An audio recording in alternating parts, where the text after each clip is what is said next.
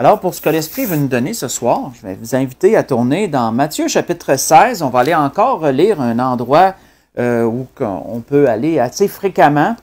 Mais l'Esprit veut vraiment tirer quelque chose de spécial de cet endroit et nous faire cheminer dans cela. C'est dans Matthieu chapitre 16. On va lire à partir du verset 13. Vous allez vous y reconnaître très bien. Vous savez, quand je méditais sur le sujet que l'Esprit nous donne ce soir, moi, ça m'épate toujours comment que l'Esprit peut prendre un endroit qu'on a déjà lu, en avoir tiré un message, un enseignement, ensuite reprendre le même endroit et en retirer un tout autre enseignement qui va complètement dans un autre sens que ce qu'on a déjà vu. Et je sais qu'il le fera certainement dans un avenir de reprendre encore le même endroit puis d'en tirer encore un autre message. Comment que la parole de Dieu se renouvelle est un mystère merveilleux. Je vais dire ça comme ça. Mystère merveilleux. Dans Matthieu chapitre 16, à partir du verset 13, on voit qu'il nous est dit, et on va lire jusqu'au verset 21. Jésus étant arrivé dans le territoire de Césarée de Philippe, demanda à ses disciples, « Qui dit-on que je suis, moi, le Fils de l'homme? » Ils répondirent, « Les uns disent que tu es Jean-Baptiste, les autres Élie, les autres Jérémie, ou l'un des prophètes. Et vous, leur dit-il, qui dites-vous que je suis? Simon-Pierre répondit, tu es le Christ, le Fils du Dieu vivant. Jésus, reprenant la parole, lui dit, tu es heureux, Simon, fils de Jonas, car ce ne sont pas la chair et le sang qui t'ont révélé cela, mais c'est mon Père qui est dans les cieux. Et moi, je te dis que tu es Pierre, et que sur cette pierre, je bâtirai mon Église. Et que les portes du séjour des morts ne prévaudront point contre elle. Je te donnerai les clés du royaume des cieux. Ce que tu lieras sur la terre sera lié dans les cieux, et ce que tu délieras sur la terre sera délié dans les cieux. Alors il recommanda aux disciples de ne dire à personne qu'il était le Christ. Dès lors, Jésus commença à faire connaître à ses disciples qu'il fallait qu'il aille à Jérusalem, qu'il souffre beaucoup de la part des anciens, des principaux sacrificateurs et des scribes, qu'il soit mis à mort et qu'il ressuscite le troisième jour. On va arrêter ici. Une chose, moi, que je me suis déjà posée comme question, et peut-être vous aussi, vous l'êtes posée, quoique je me doutais de la réponse, mais la réponse est plus complexe, on va le voir. Comment Jésus faisait pour savoir où il était rendu dans son cheminement? Je m'explique. On sait que Jésus a vécu des étapes, c'est ce qu'on va voir. Il a vécu des étapes dans sa vie. Des moments où il savait qu'il fallait qu'il enclenche quelque chose de nouveau. Qu'il savait qu'il fallait qu'il ajoute un message, qu'il change de ton, qu'il fasse d'autres choses. Comment savait-il le moment propice où ces choses devaient prendre place? Bien sûr que la réponse la plus évidente, c'est que Jésus connaissait son avenir. Jésus savait qu'il allait souffrir à la croix. Est-ce que Jésus savait chaque parcelle de la journée qui allait se dérouler avant même qu'elle se déroule? On ne peut pas répondre clairement oui, mais on peut avoir un bon indice qui nous laisse présager que oui.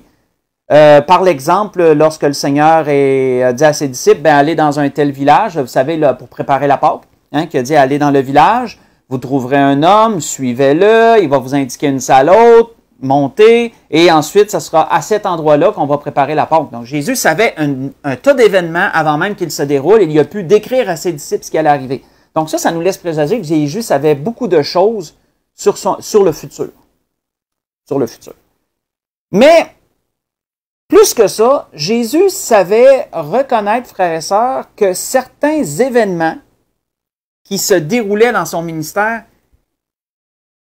étaient des événements que, en psychologie, on dit déclencheurs.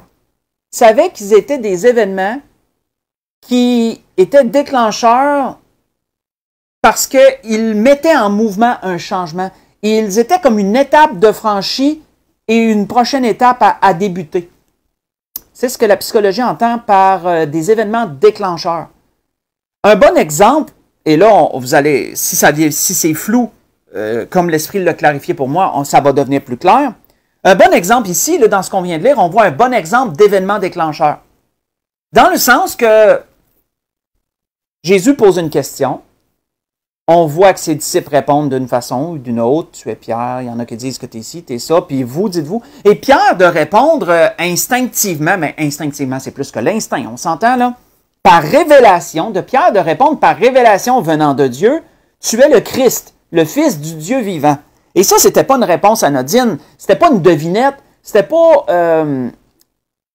comment je pourrais dire, c'était pas quelque chose que Pierre a étudié avant ou qu'il a deviné ou qu'il a pris une chance. Non, c'était une révélation parce que Jésus va lui dire, tu es heureux parce que c'est mon Père dans les cieux qui t'a révélé cela. Tu viens de recevoir une révélation directement du Père qui t'a dévoilé que je suis le Christ, je suis le Fils du Dieu vivant.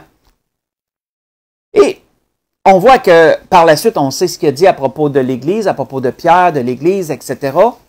Mais le début du verset 21 nous dit que ce qui s'est passé là, la révélation que Dieu a donnée à Pierre, était un événement déclencheur pour le Seigneur. Pourquoi? Et vous allez voir, c'est tous des petits mots qui nous démontrent ça lorsqu'on va étudier ça. Pourquoi? Parce qu'il est écrit au début du verset 21, « Dès lors ». Dès lors, Jésus commença. Donc, notez les mots. Les mots sont importants. Dès lors, ça veut dire à partir de ce moment-là, pas avant ça, là. À partir de ce moment-là, Jésus a commencé. Ça veut dire qu'il ne le faisait pas avant. Jésus a commencé à annoncer à ses disciples qu'il devait souffrir. Mais voyons-nous qu'avant que Pierre reçoive cette révélation-là de Dieu, Jésus n'avait pas parlé de ses souffrances à venir, puisque c'est dès lors qu'il a commencé à en parler. Donc, on comprend que cette révélation-là, que Pierre a reçue, fut pour Jésus un événement déclencheur, qui lui indiqua, si je peux m'exprimer comme ça, que là, il enclenchait avec d'autres choses dans son message. Là, il allait avec plus de profondeur. À partir de ce moment-là, il allait parler de choses plus profondes, de choses prophétiques à propos de sa personne et ce qu'il allait devoir souffrir plus tard. Et bien sûr, les disciples étaient très inconfortables d'entendre ça, tristes, inconfortables, etc. Mais c'est sur ce sujet que je trouve fascinant que l'Esprit veut nous parler ce soir, d'événements déclencheurs. Parce que la vie de Jésus le démontre.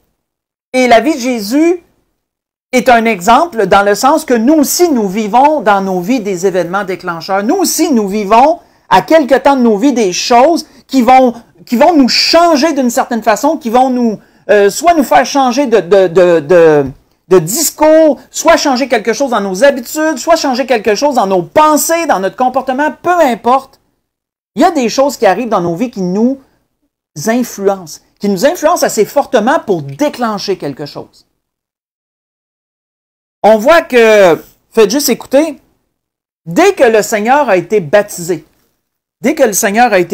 on peut déjà voir ce fait-là.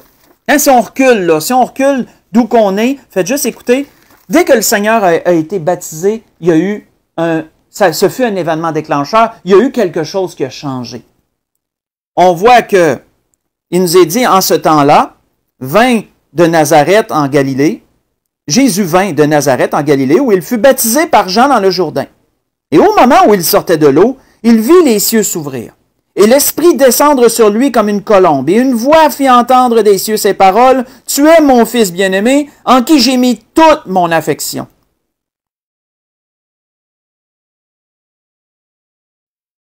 C'est spécial que Dieu ait pris la peine de parler à son Fils de cette façon-là. Jésus n'était-il pas supposé de savoir toutes ces choses? Souvenons-nous toujours que Jésus était dans un corps d'homme. Souvenons-nous toujours. Jésus avait besoin d'entendre aussi des paroles de son Père. Et Jésus a entendu ces paroles merveilleuses. Hein? « Tu es mon Fils bien-aimé, celui que j'aime par-dessus tout. Puis j'ai mis toute mon affection en toi. » Ça a dû vraiment être un bel encouragement pour Jésus d'entendre cette parole-là de son Père dans le ciel. Mais on voit qu'après que Jésus a été baptisé et après que Dieu lui ait parlé si tendrement, la Bible nous dit quoi? Aussitôt, l'Esprit poussa Jésus dans le désert, où il passa 40 jours tenté par le diable. Il était avec les bêtes sauvages et les anges le servaient. Aussitôt, frères et sœurs, après son baptême, Jésus fut poussé par l'Esprit dans le désert, amené par l'Esprit dans le désert pour être tenté. Son baptême fut un événement déclencheur pour amener une suite. Parce que aussitôt, il s'est passé quelque chose d'autre après. On voit que quand on regarde dans l'évangile de Matthieu, Matthieu, lui, utilise le mot « alors Jésus fut amené par l'Esprit dans le désert ». Au lieu de « aussitôt », Matthieu, lui, utilise le mot « alors », qui est un peu semblable. Les deux, que ce soit aussitôt, que ce soit alors, nous démontrent qu'à partir de ce temps-là, il s'est passé quelque chose. À partir de ce temps-là, il y a quelque chose qui a changé. Ce fut un événement déclencheur, un événement qui a mis d'autres choses en mouvement. Parce que déclencher quelque chose, c'est de mettre quelque chose d'autre en mouvement. C'est un changement. On voit que c'est un bon exemple. Mais il y en a eu d'autres. Il y en a eu un autre aussi. Faites juste écouter toujours. Matthieu nous dit ceci.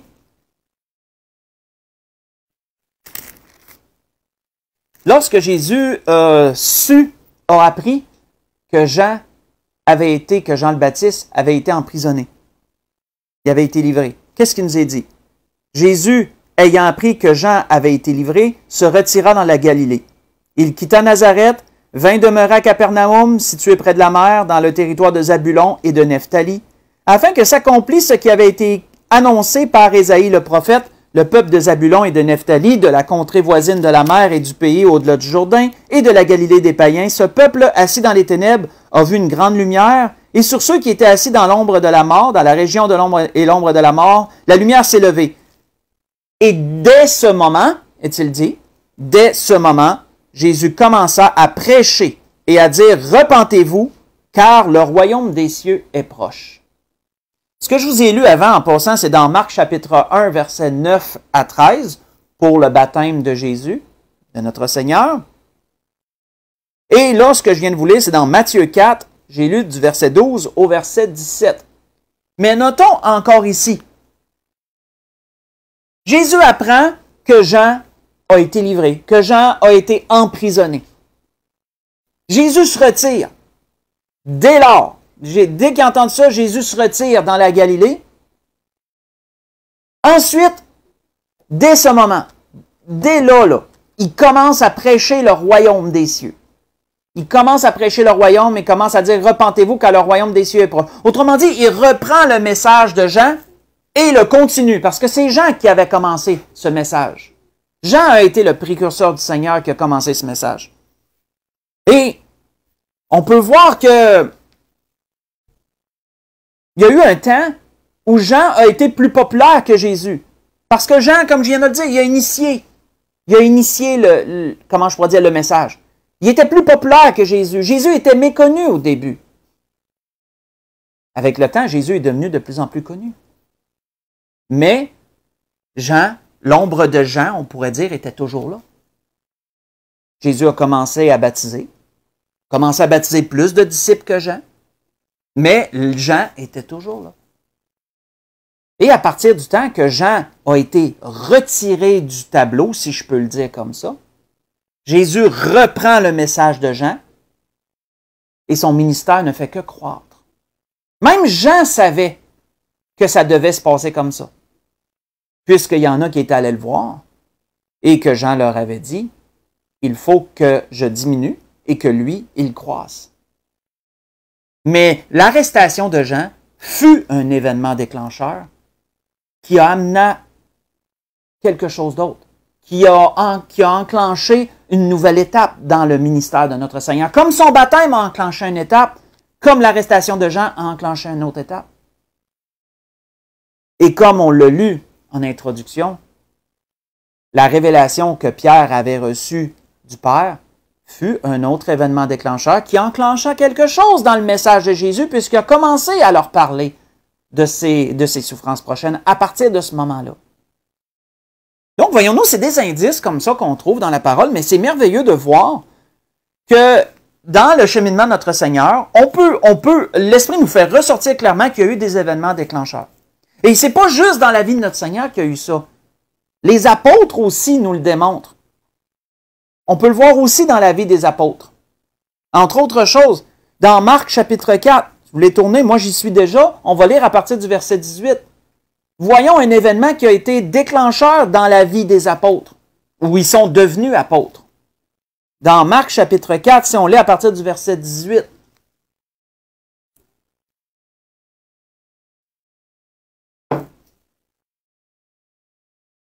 Marc chapitre 4, à partir du verset 18 jusqu'au verset 22.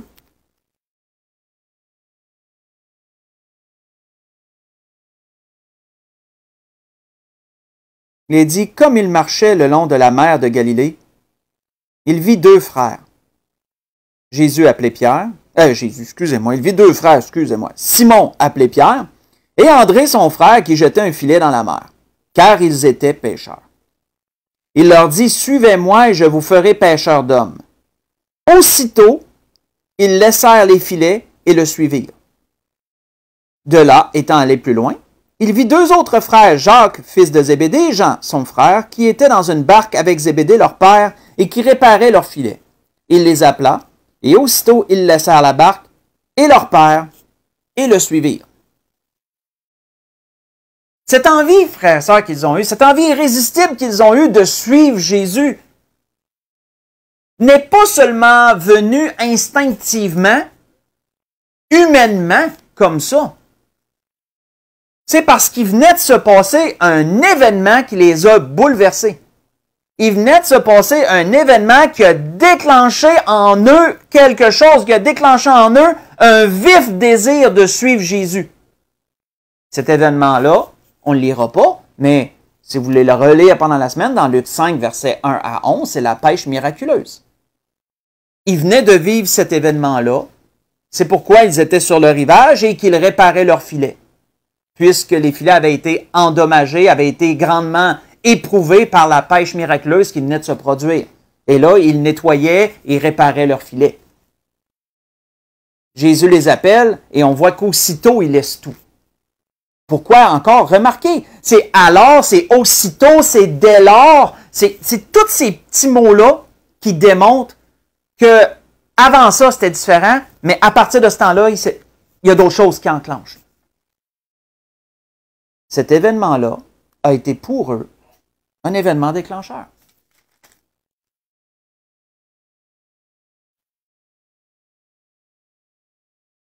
Je me souviens, un frère que je nommerai pas, assez âgé maintenant, me racontait un jour comment je pourrais dire, pas comment il est venu au Seigneur, mais comment il s'est consacré. On va dire ça comme ça. Comment il s'est consacré au Seigneur.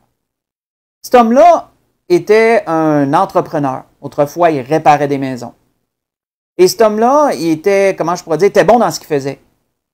Il était très bon dans ce qu'il faisait, plein d'énergie. Et cet homme-là était sauvé. Cet homme-là a accepté le Seigneur avec son épouse. Et c'est un bon chrétien, comme on dit dans notre jargon. Mais c'était juste un bon chrétien. Il ne faisait rien de mal, mais il n'était pas consacré. Il faisait le bien autour de lui. Il faisait rien, il essayait de mener une vie en ordre. Mais c'est un homme qui aimait l'argent, c'est un homme qui était prospère, on pourrait dire. Il n'était pas riche comme Crésius, mais il vivait bien. Puis à un moment donné, cet homme-là apprend qu'il a un cancer du côlon. Et il tombe gravement malade. Un cancer, hein, ça ne pardonne pas. A dû subir une opération pour se faire enlever un bout d'intestin. Et on y apprend bien sûr que l'opération, ils ne savent pas comment ça va aller, ils ne savent pas si le cancer va revenir ou pas. Et cet homme-là a dit au Seigneur, Seigneur, si tu me gardes la vie et que tu me gardes en santé, Il dit, je vais mettre ma vie à ton service après. Je vais travailler pour toi. Et le Seigneur l'a rétabli. Oui, c'est sûr que sa vie a été incommodée après, et elle l'est encore aujourd'hui d'ailleurs, à cause de son opération et tout. Ça l'amène des inconforts. Sauf que c'est un homme qui a dévoué sa vie au Seigneur à partir de ce temps-là pour témoigner des âmes perdues, pour faire du bien autour de lui. Cet événement-là, ce cancer-là, a été pour lui un événement déclencheur. Ça l'a vraiment changé sa vie. Ça l'a amené toute une autre... Ça a fait, pour lui, là, ça a fait vraiment un virage dans sa vie. Ça l'a amené un virage dans sa vie.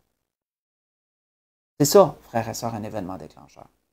C'est vraiment quelque chose qui nous change, puis qui nous fait franchir, qu'on sent comme qu'il y a une étape qui a été franchie, puis là, il y a d'autres choses. On voit que, si vous voulez le lire pendant la semaine, le Seigneur nous le montre même à travers d'une parabole, ça. Hein, la parabole du Fils perdu. Le Seigneur nous le montre même dans cette parabole-là, dans Luc 15. On n'y tournera pas, mais si vous la lire pendant la semaine, à partir du verset 11 jusqu'au verset 32, toujours une belle parabole à revisiter. Mais souvenez-vous, dans cette parabole, le jeune homme qui a voulu prendre son héritage, puis qu'ensuite il est parti, qui a dépensé tous ses biens avec des prostituées, puis à vivre dans la débauche, qui est parti avec une certaine arrogance, une certaine insouciance de la vie, et qui, à un moment donné, s'est retrouvé dans un grand besoin, puis qu'il a réalisé en lui-même qu'il devait s'humilier puis retourner chez son père. Mais qu'est-ce qui l'a amené à réaliser ça?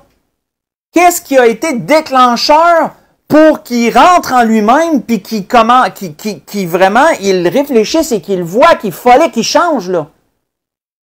Ben, ça a été lorsqu'il a été tellement au fond du baril, comme on dit dans notre jargon, tellement au fond du trou, qu'il souhaitait manger ce que des porcs mangeaient dans leur auge. On donnait des carouges aux pourceaux, puis il aurait souhaité manger ça. Il aurait souhaité manger les carouges, mais on n'y en offrait pas. Puis ça a été pour lui vraiment déclencheur, parce que c'est à partir de ce temps-là qu'il est rentré en lui-même, qu'il a dit « Hey, les serviteurs, c'est mon père, là. Ils mangent mieux que moi en ce moment. C'est des serviteurs, ils mangent déjà mieux que moi. » Il dit « Le moins que je peux faire, c'est de m'humilier, de retourner chez mon père, puis de dire « Regarde, prends-moi comme un serviteur. Je vais devenir comme l'un de tes serviteurs s'il faut. » Mais au moins, je vais manger plus convenablement, je vais vivre plus convenablement que ça.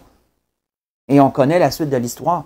Mais même Jésus, dans cette parabole, cette belle parabole, nous enseigne qu'il y a des événements qui nous changent. Il y a des événements qui sont déclencheurs. Et on peut le retrouver, comme on l'a vu jusqu'à présent, on peut retrouver ça dans bien des exemples dans la parole. Et là, j'en passe parce que je pourrais en nommer bien d'autres. Mais une chose aussi qu'on doit prendre en considération, c'est que les événements déclencheurs ne sont pas toujours positifs. Il y a des choses qui nous comment je pourrais dire, nous influencent positivement. Une nouvelle étape qui s'est franchie dans notre vie à cause d'un événement, que là, on sent qu'il y a des choses qui vont changer. On sent qu'il y a des choses sur lesquelles on doit travailler, ou on sent là, maintenant, on va agir d'une autre façon. Il y a vraiment comme quelque chose qui a déclenché d'autres choses, pour amener d'autres choses, qui a mis d'autres choses en mouvement. Puis c'est positif. Tout ce qu'on a vu jusqu'à présent était positif. Mais les événements déclencheurs peuvent parfois nous influencer négativement parce qu'il y a le diable toujours aux côtés dans tout ça. Le diable est toujours là au recoin. Il est toujours au recoin. Puis lui aussi, il veut se servir de ça. Lui aussi, il veut se servir des événements déclencheurs à son avantage à lui. Si on retourne où qu'on a été en introduction dans Matthieu chapitre 16, on va voir un exemple. On va voir un exemple. Matthieu chapitre 16.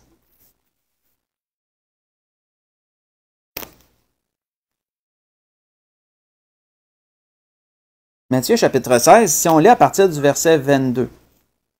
Et souvenons-nous, jusqu'à présent dans Matthieu 16, on l'a vu en introduction, Pierre reçoit une révélation de Dieu. Ceci fut un événement déclencheur. Jésus approfondit son discours et commence à parler à ses apôtres de ses souffrances. Mais ça a changé quelque chose dans la tête de Pierre, cette révélation-là. Ça a changé quelque chose dans la tête de Pierre. Ça. Pierre, l'ayant pris à part, est-il dit au verset 22, se mit à le reprendre et à dire, « À Dieu ne plaise, Seigneur, cela ne t'arrivera pas. » Mais Jésus se retournant dit à Pierre, « Arrière de moi, Satan, tu mets en scandale, car tes pensées ne sont pas les pensées de Dieu, mais celles des hommes. » Qu'est-ce que fait que Pierre a été autant gonflé d'arrogance, puis qu'il a senti qu'il était maintenant en position de reprendre le Seigneur? Qu'est-ce qui a changé dans la tête de Pierre pour qu'il se sente comme ça? Pour qu'il se pense capable de faire une telle chose? Bien, frères et sœurs, Pierre venait de recevoir une révélation de Dieu. Dieu lui avait parlé. Ça l'a changé quelque chose dans sa tête, ça. Ça l'a gonflé d'orgueil, d'arrogance, et Dieu m'a parlé. Dieu m'a parlé, moi. Et Pierre, là, maintenant, se sentait à un niveau capable de dire à Jésus, « Non, non, non, ça n'arrivera pas ce que tu viens de dire là. À Dieu ne plaise, ça ne t'arrivera pas. » Oh! Voyons-nous que ça peut être parfois, comment je pourrais dire, sournois, les événements déclencheurs, ça peut parfois être sournois. Des choses qui peuvent arriver parfois qui vont nous influencer négativement, puis ça va déclencher ça, quelque chose dans notre caractère ou dans notre façon d'agir qu'on ne faisait pas avant. Ce n'est pas nécessairement positif. Vous savez, ce n'est pas pour rien que l'apôtre Paul a dit aux Corinthiens, la connaissance enfle, mais la charité édifie. 1 Corinthiens 8, verset 1. C'est un bon exemple qu'on pourrait appliquer à Pierre. La connaissance enfle. Pierre, ça l'a enflé d'avoir eu cette révélation-là de Dieu. Ça l'a enflé, puis il s'est senti maintenant capable de reprendre le Seigneur. Parce qu'il venait d'avoir une révélation. Dieu aussi y avait parlé. Quelque chose. Mais ça, c'est un événement déclencheur. Ça a été pour lui aussi. Comme ça a été pour le Seigneur de commencer à parler de ses souffrances, mais ça l'a été aussi pour Pierre. Qui, à partir de ce temps-là, a été un peu plus orgueilleux, un peu plus arrogant. On sait que c'est ce même Pierre-là, plus tard, que quand que le Seigneur l'a averti, un peu plus tard, que le Seigneur l'a averti de ses souffrances, ça venait, puis qu'il a averti aussi Pierre. Il dit, Pierre, fais attention, le diable, là, il vous a ciblé pour vous cribler comme le froment. Non, non, inquiète-toi pas, Seigneur, je suis prêt à aller avec toi, mourir. Vous savez, Pierre, comme le fils prodigue, comme le fils perdu, la parabole, là, si on fait le lien, là, Pierre aussi, il a dû descendre bas.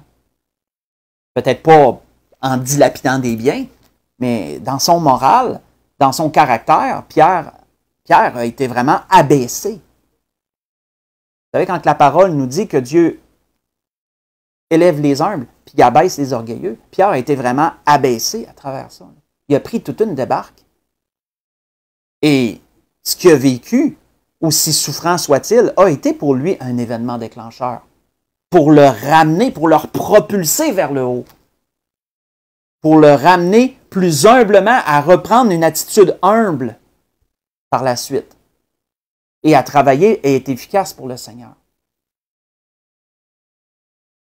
Donc, voyons-nous, c'est vraiment spécial quand on se met à analyser ces choses, puis qu'on peut voir, oui, des changements de ton chez les gens.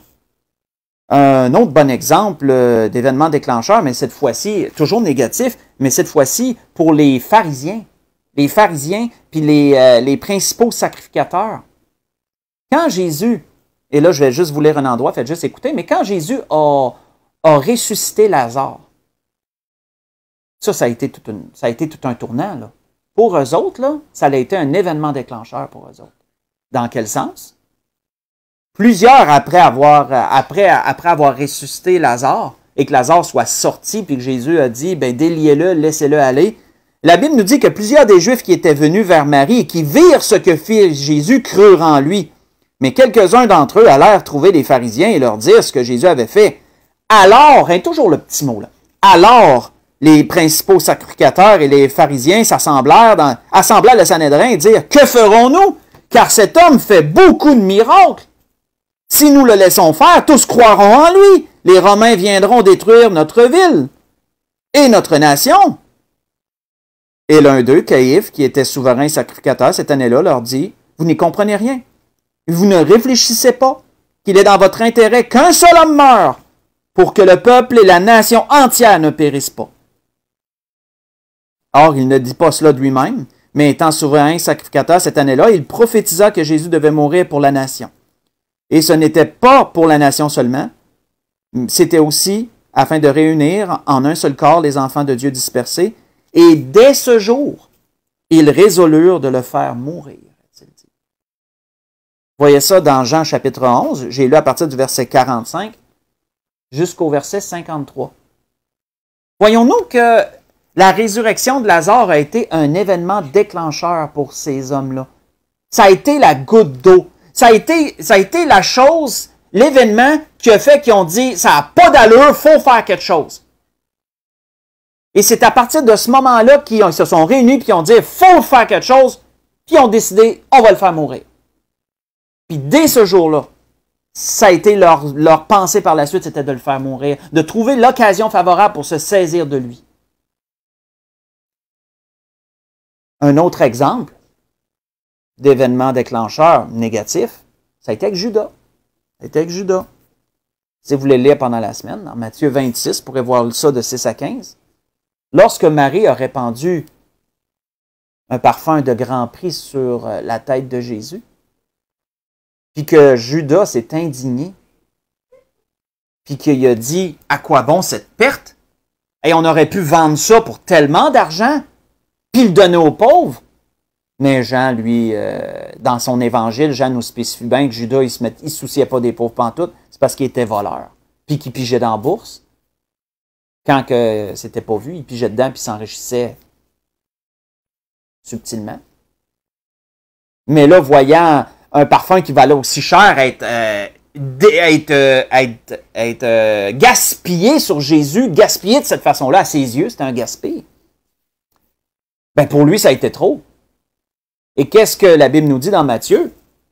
Ça nous dit que alors, il est allé voir les principaux sacrificateurs et a convenu d'une somme d'argent pour livrer Jésus. Alors, à partir de ce temps-là.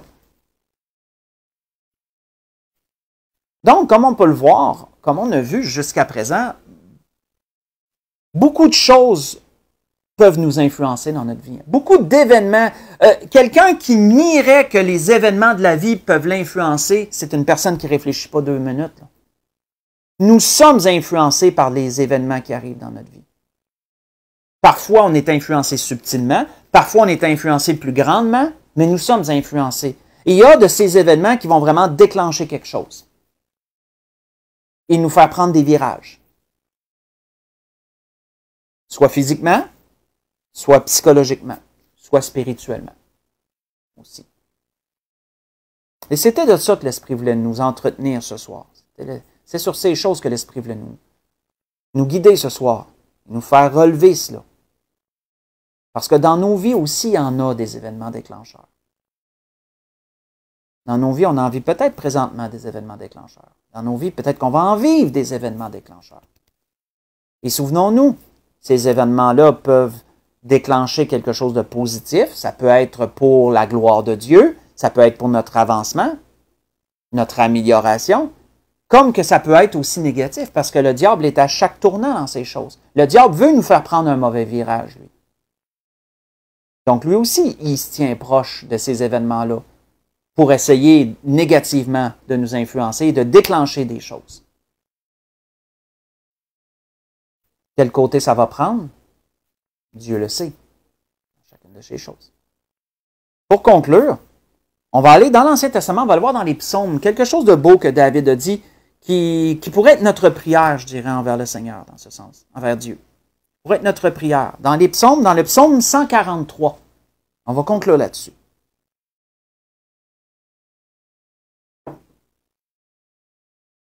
Dans le psaume 143, on va lire du verset 8 au verset 10.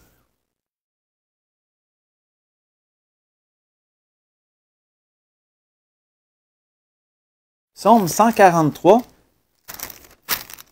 verset 8 au verset 10, où David dit «